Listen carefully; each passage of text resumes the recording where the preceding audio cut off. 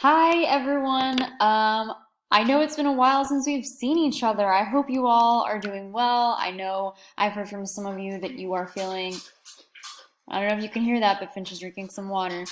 I know that a lot of you have been saying that you are bored at home and you miss your friends, and I completely agree with you. I am on the same exact boat as you are in. He's almost done. But you know what? We're going to pull through this together, and I am still so proud of all of you who are working hard, whether that's with your family, at school, whatever it is. Know that you're doing a really good job, and I am here for you. All of us are here for you, and yeah, let's get started. So today we are going to be working with this PowerPoint and a handout that I'm going to show you in just a second that I'm going to upload on Google Classroom. So if you would like to follow along with me, you may. I'm looking at slide number 1. It is called Justice and Culture, World Lit Distance Learning. This is my hello. Again, just hoping you all are safe and happy and doing well. A reminder about lit assignments are going to be posted on Monday and Fridays, and composition will be on Wednesdays and Fridays, unless, as I'm going over Monday's handout, if we're not doing too well on a particular standard, or maybe we need a little bit of a refresher on something, then I'll post an additional assignment that's not on Mondays and Fridays, but I will always let you know on Google Classroom. Office hours. I did have an issue with my office hours last week, but I will be having one this week, so from 12 to 1, unless otherwise stated by me. Let's begin!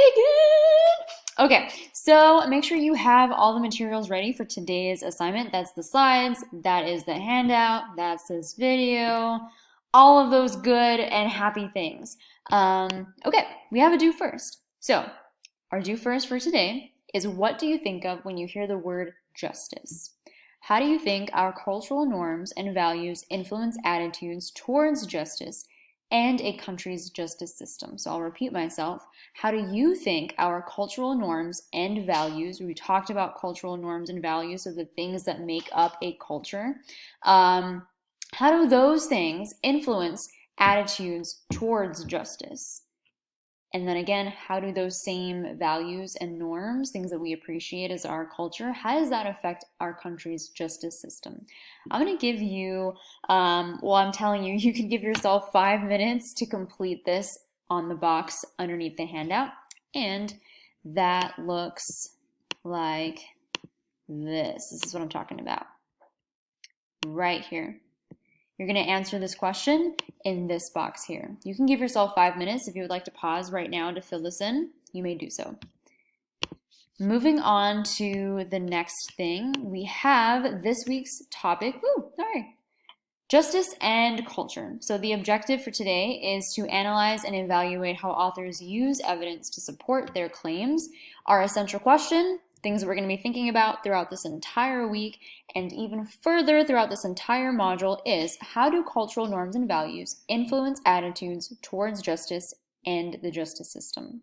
So think about that question. We're going to be going back to this pretty much every lesson. We have some key vocabulary. The first word is persuasion. This is the act of attempting to cause someone to do something through reasoning or argument. We have evidence, which is an outward sign, something that furnishes proof.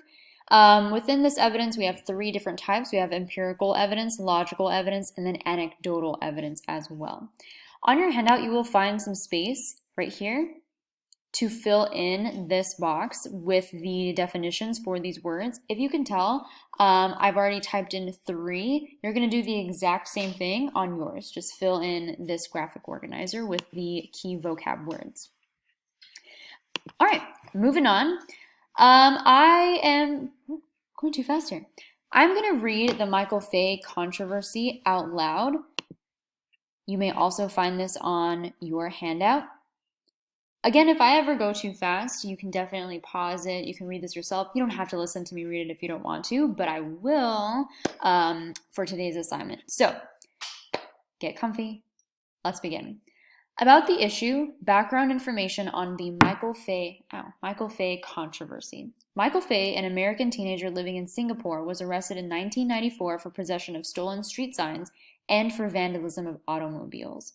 The criminal justice system in Singapore sentenced Fay to a series of canings in which the accused is struck several times on the buttocks with a long rattan cane.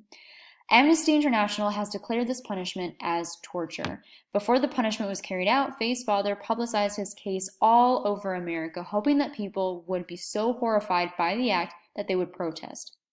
What the case touched off instead was a huge debate over the effectiveness of such punishments on criminals.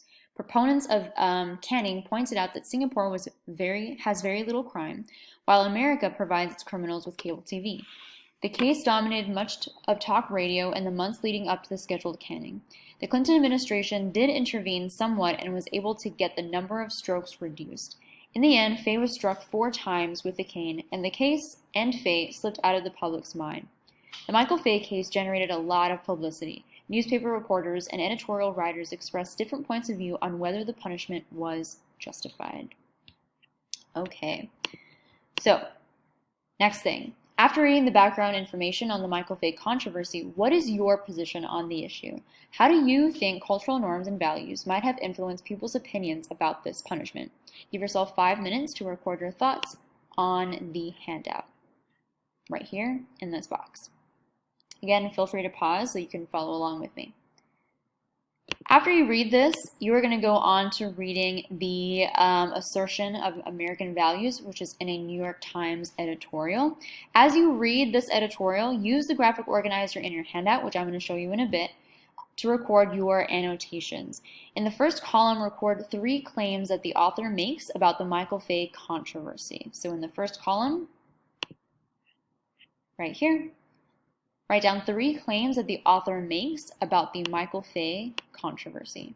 That's these 3 columns here.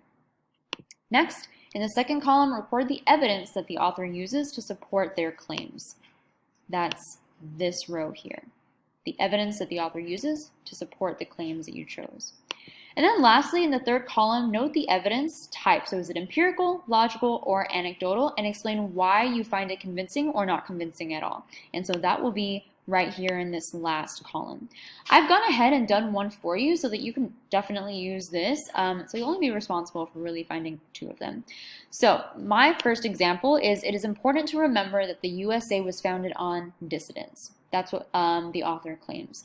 My evidence to support this is that he says that the founders of the USA believed, among other things, that it was wrong to punish pilferage with hanging.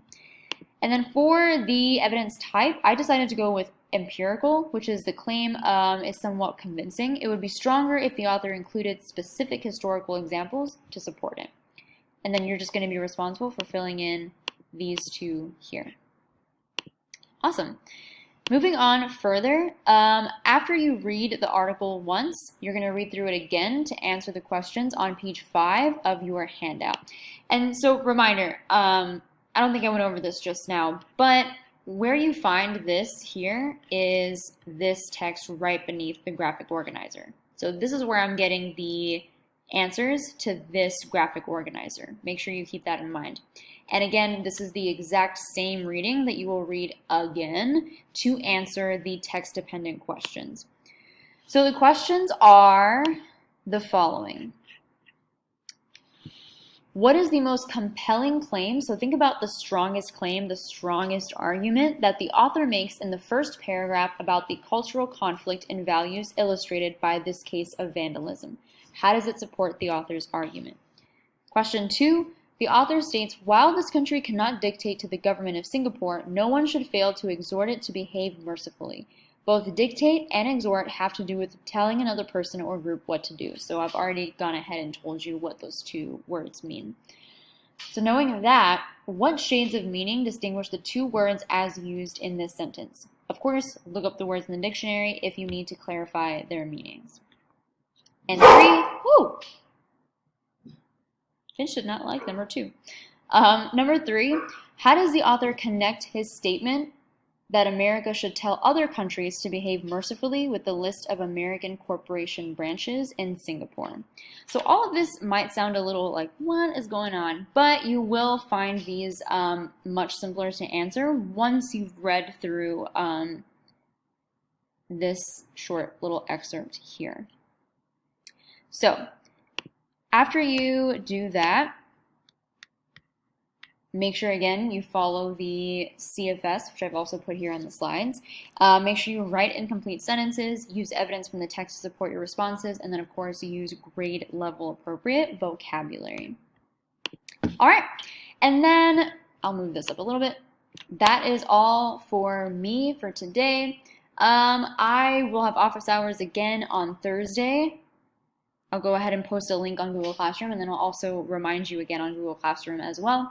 This is lovely Charlie. If you don't remember, I have not adopted him, but I'm his foster mom, so I'm finding a home for him. And he did have someone meet him for the first time yesterday, and we're going to have 3 more people who are going to be meeting him, and hopefully one of them loves him enough to take him home. But if you ever have any questions, please make sure you email me, call me if you'd like to. If you want to work through an assignment together, I am here to work on this with you. Go ahead and do that. If you want to email, text, I'm available for all of them. All right, so have a lovely, lovely week. Good luck on this assignment. I am looking forward to seeing your responses. Bye.